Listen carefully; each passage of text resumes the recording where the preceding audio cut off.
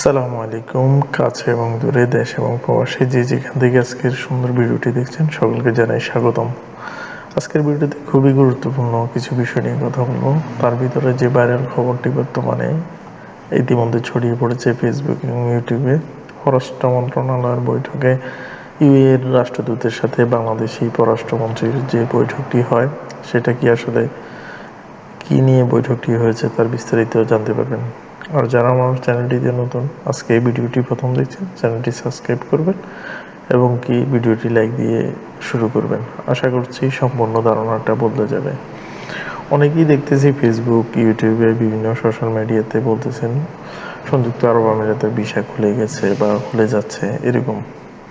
সংযুক্ত আরব আমিরাতের পররাষ্ট্র মন্ত্রণালয়ে যিনি বাংলাদেশে আবদুল্লাহ আল হামুদি যিনি আছেন, ওনার সাথে বাংলাদেশের পররাষ্ট্রমন্ত্রী জনাব খলিলুর রহমানের একটা বৈঠক হয়, যেটা আমরা নিউজ এবং টিভি চ্যানেলের মাধ্যমে জানতে পেরেছি।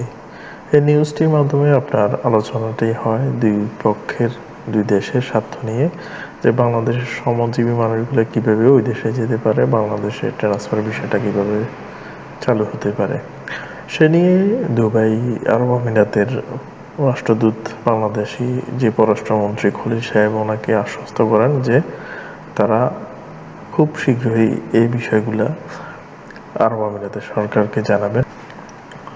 ওনারা চাইবেন যে ভিসা প্রক্রিয়া সহ যাবতীয় যে বিষয়গুলো আছে বাংলাদেশি শ্রমবাজারকে উন্নয়ন করার জন্য। এখনো পর্যন্ত কোনো প্রকার ভিসা চালু হওয়ার কোনো নিউজ আসে নাই।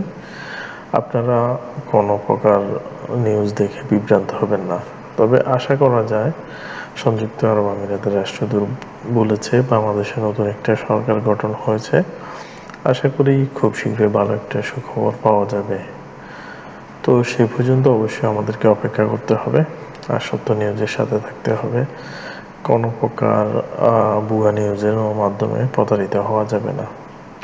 আশা করি বুঝতে পেরেছেন কোন বিষয়ে আজকে যে বৈঠকটি হলো সেটা, সে বিষয়ে ন্যূনতম ছোট্ট একটা ধারণা আপনাদেরকে দিতে পেরেছি আমি।